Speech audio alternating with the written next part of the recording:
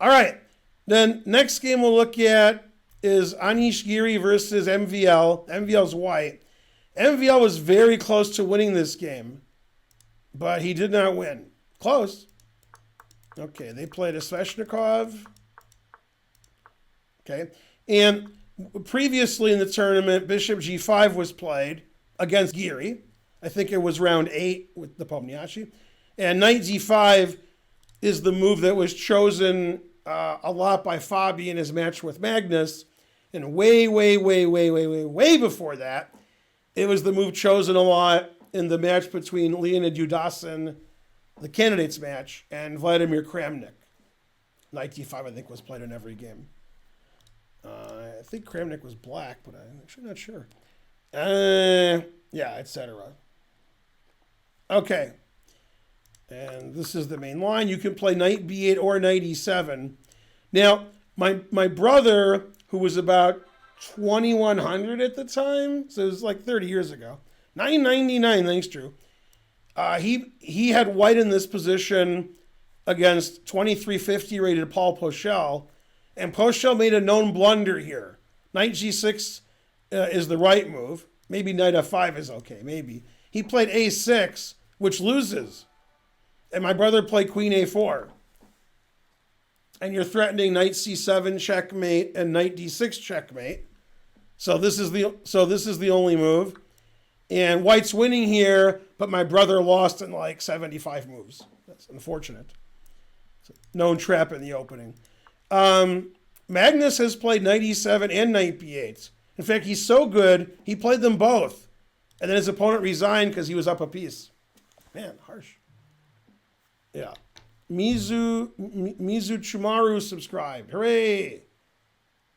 Sounds like Mochi, the best backgammon player in the world. Go Mochi. Let's see. Sub battle. All right. So Knight E7, Knight B8, C4. And C5 is not a move that I know. However, I don't really know a lot of moves. So I guess you can't take because D6 takes the bishop and Knight C7 check. So he developed a piece instead. And they traded stuff. Now the engine's giving all these moves, so I guess this is still theory. I don't know this line at all. With white or black. And, Giri's just going to try to trade everything and win and draw the game. So white has the 2 bishops and the passed pawn, but there's always the argument, is this good, or is black going to just win the pawn? Or is black going to, crush him? So white's slightly better, 2 bishops and a passed pawn. And a what else? So black's attacking the pawn, and white defends the pawn. Develops his bishop, never play F6.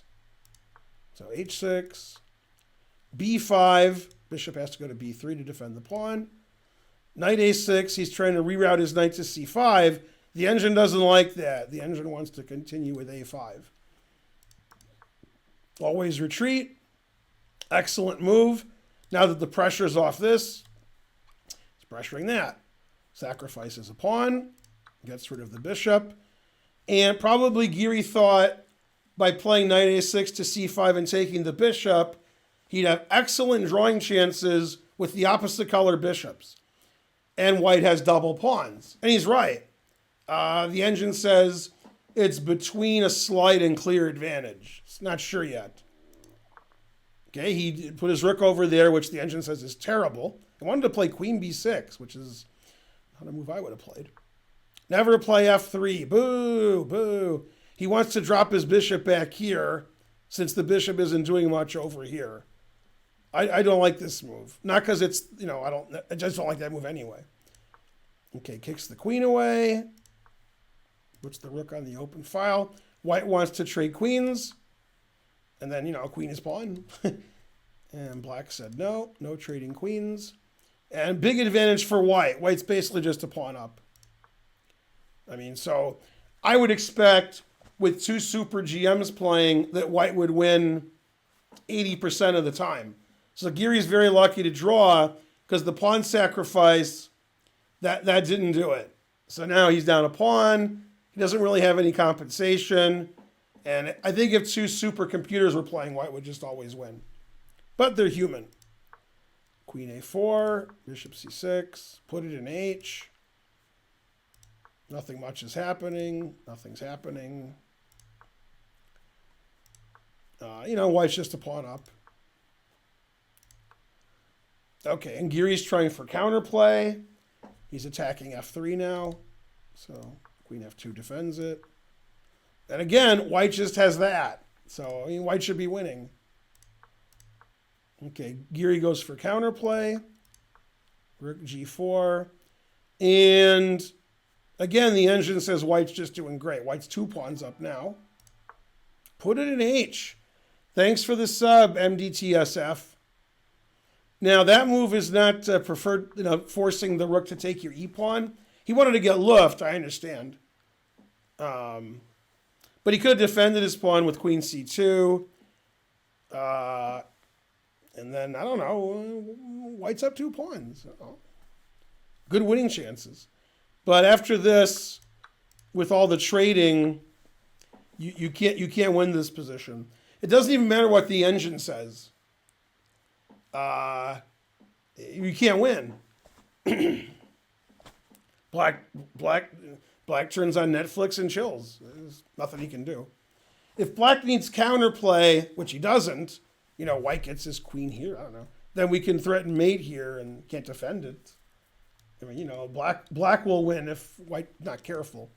But you can't move this pawn. This doesn't help at all. This double pawn is irrelevant. This is easily defended. So the engine finally realizes this is dead equal. So the opposite color bishops came to his rescue. When you have these positions, you don't want to trade all the pieces off. That just makes it more drawn. With more pieces on the board, you can see that black's queen is passive. It's blocking a passed pawn. So MVL really should have defended his e-pawn and made it difficult for all those trades to happen. And this is just completely drawn once they trade all the rooks. It's just drawn. And then they agreed to a draw here because he can't do anything. Black can play bishop c8 next move, and then move his king back and forth, or move his bishop back and forth. He could play bishop here, bishop here, bishop here, bishop here, and then that's it, just here. Or he could do nothing, and if white tries to win, he could checkmate him.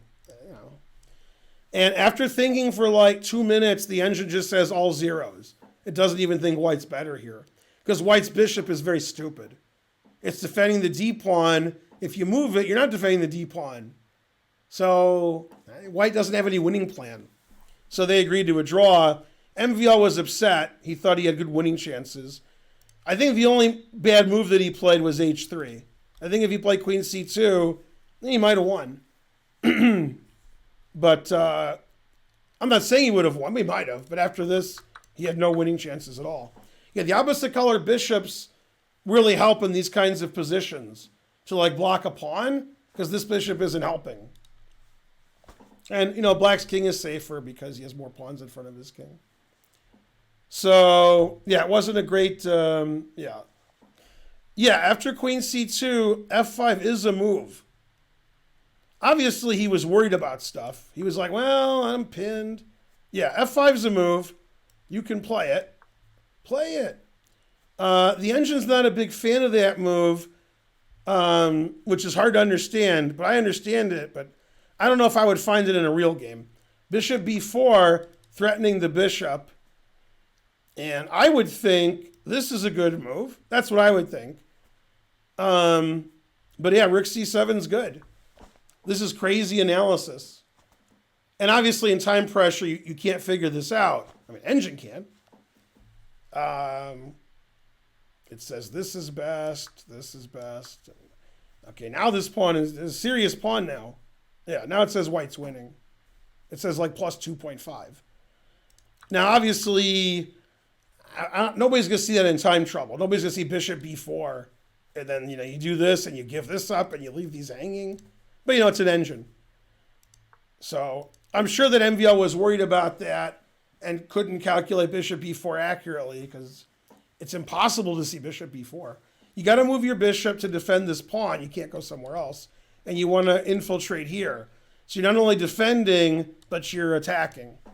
So it's a real good computer move. Not one you would think a human would find. And so forth. Yeah. Was e5 a move instead of h3? I think that opens up this, so that's probably not good. Yeah, that's... yeah, now black's probably winning. Yeah, chess is difficult. Giri actually did a very good job of taking a bad position and getting as much and causing as much trouble as he could. And he caused MVL too much trouble. And then MVL just bailed out with h3, thinking he would be better with the passed e pawn, but he wasn't. Yeah. Yeah, I was thinking that too, why bishop a3 doesn't work. I thought that was an interesting question also. Bishop a3. It doesn't work because the bishop on b4 is protecting the rook. So in that variation I showed you, white's winning because the bishop's on b4. Now white's not winning. But yeah, seeing all that in advance, in time trouble, that's not going to happen. Yeah. Why not take with the bishop after h3? Your rook's hanging. I'll take your rook. h3 attacks the rook. Yeah. Man, questions are suspicious. Remember, more donating and less questions.